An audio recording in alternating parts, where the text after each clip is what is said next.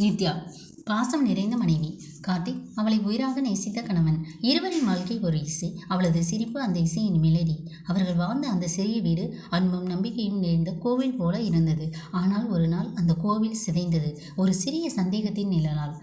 ஒரு மாலை நித்யா சற்று தாமதமாக வீடு வந்தாள். அவளது முகத்தில் ஒரு சிறிய சோர்வு, ஆனாலும் ஒரு மென்மையான சிரிப்பு. அவள் சொன்னாள், "நீ எங்கே இருந்தாய்? ஆபீஸ்லையா கார்த்திக்? ஏன் எதுவும் சொல்லாததை சொல்லப் போகிறாயா?" என்றான். அந்த வார்த்தை அவளது நெஞ்சை சிதைத்தது. அவள் திகைத்தாள். அன்பே சந்தேகமாக மாறிவிட்டது என்று தோன்றியது. ப்ராஜெக்ட் முடித்தேன் கார்த்திக், நாளை அப்ரசல். ஆனால் அவன் முகம் சுருங்கியது.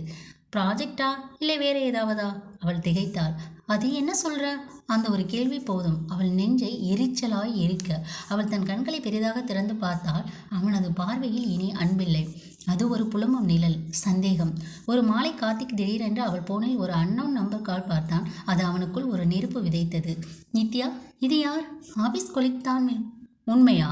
அந்த ஒரு சந்தேக கேள்விதான் அவர்களின் வாழ்க்கையில் புயலாகியது.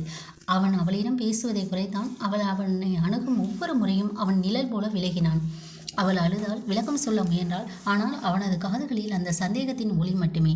ஒரு நாள் அவன் போனிலிருந்து ஒரு மெசேஜ் வந்தது. "தயவு செய்து நாளை உங்கள் சிக்னேச்சர் பைலை கொடுங்க." அது அந்த கொலிக்கின் மெசேஜ். கார்த்திக் அதையும் தவறாக புரிந்து கொண்டான். அவள் நிச்சயம் சொல்ல முயன்றாள். ஆனால் அவன் குரல் வெடித்தது. "என்ன கெட்டது? நான் உன்னை நம்பிட்டேன், சரியா?" என கோபமாக கூறினான். நாட்கள் கடந்து போனது. அவன் அவளை கவனிக்கவில்லை. அவள் பேச முயன்றாள். "நான் பிஸி நித்யா, அவ்வளோதான்."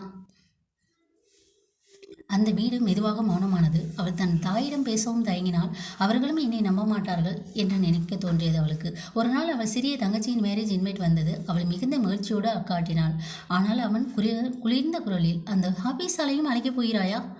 அவளது கைகள் நடுங்கின. அந்த நொடியே அவளது இதயம் உடைந்தது. அவள் ஒரு கடிதம் எழுதினாள். "நான் உன் நம்பிக்கையிலேயே வாழ்ந்தேன் கார்த்திக், ஆனால் நீ சந்தேகத்திலேயே என்னை புதைத்திட்ட." அடுத்த நாட்களில் அந்த வீடு மௌனமானது. அவனது கண்களில் நம்பிக்கை இல்லை. அவளது இதயத்தில் உயிர் இருந்தும் அமைதி இல்லை. அவள் தன் அப்பாவிடம் பேச முயன்றாள்.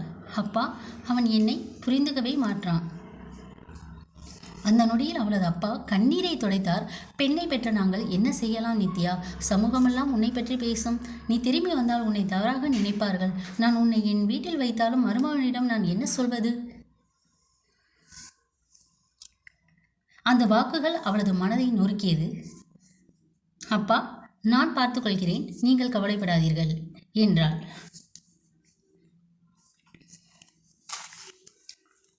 ஆனால் அந்த சிரிப்புக்குள் உடைந்தது அவளது உயிர். அந்த இரவு அவன் கணவர் வீடு திரும்பியதும் அவள் சாய்ந்திருந்தாள் ஒரு கடிதத்துடன். "கார்த்திக், நம்பிக்கைதான் அன்பின் இதயம் அடிப்படை. நீ அதை கலைத்ததால் தான் நம்ம வாழ்க்கை உடைந்தது. அப்பா, நீங்கள் என்னை பெண்ணாக மட்டுமே பார்க்காதீங்க, ஒரு உயிராக நினைச்சு மன்னிச்சிடுங்க. அன்பான குடும்பம் சந்தேகத்தால் உடையும் போது வலிப்பது இதயமல்ல மட்டுமல்ல, ஒரு தலைமுறையின் நம்பிக்கையே. அன்பான குடும்பம் சந்தேகத்தால் உடையும் போது வலிப்பது இதயம் மட்டுமல்ல, ஒரு தலைமுறையின் நம்பிக்கையே." அவளது கையில் இந்த கடிதம் துளியாய் நனைந்திருந்தது. அது அவளது கடைசி கண்ணீர் துளி. "தவறாக நினைக்காதீர்கள், நான் தவறு செய்யவில்லையே. மரணத்தை தேட நான் உயிரோடு இருக்க என் குழந்தைகள் என் கையில் இருக்காங்க. நான் அவர்களுக்காகவே இருக்கணும்." அவள் மெதுவாக உணர்ந்தால், சமூகத்தையும் சந்தேகத்தையும் நீக்கிவிட இந்த பெண் ஒருதலையாக முயல்வாள். அன்று நேரமும் நீதியும் தேவை, ஆனால் யாருக்காகவும் நிரூபிக்க வேண்டிய அவசியம் இல்லையே. அவள் மனதில் தோன்றியது.